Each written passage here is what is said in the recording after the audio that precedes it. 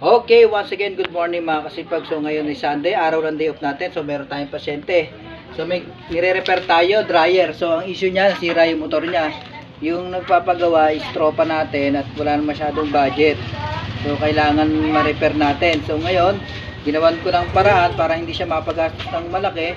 So wala tayong makita na motor ng dryer. So i-convert natin siya sa motor ng washing. So ito, kinabit na natin. So papakita ko sa inyo.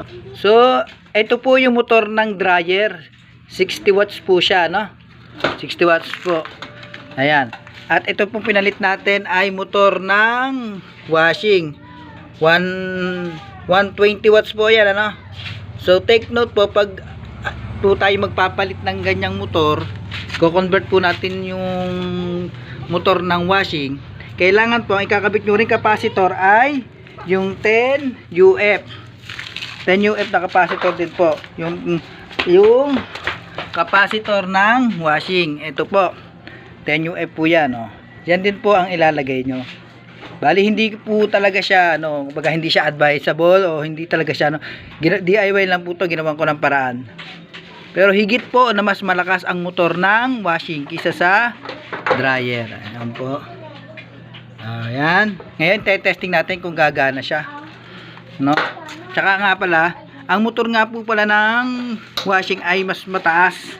Kaya kailangan natin gumamit ng grinder para putulin yung dulo nito. Ipapantay po natin dito yan. Para po pumasok yung pinaka dryer. Yung tubo ng dryer.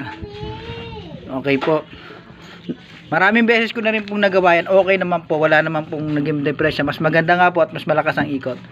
Ano po. Yun lang po ay yun sa mga talagang ginagawa lang natin kapag medyo walang budget at meron tayong available na motor na second hand. Yan po. Yan po kinakabit natin.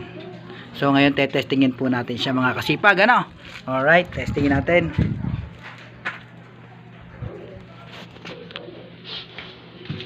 So sasaksak na natin.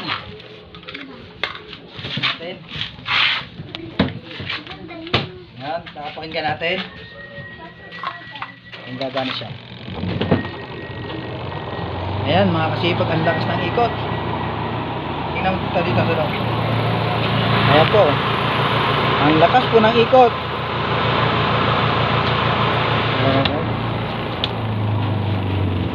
Mas malakas siya kaysa sa ordinaryong dryer. So ulitin ko po, bali ito po ay ginawa ko lang po ng paraan, ano?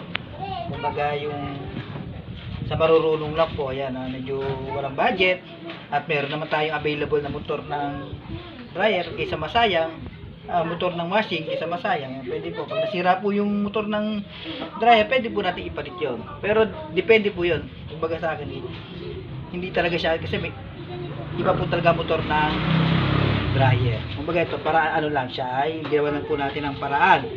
Alright, para magamit po kayo. Once again, maraming salamat po mga kasipag.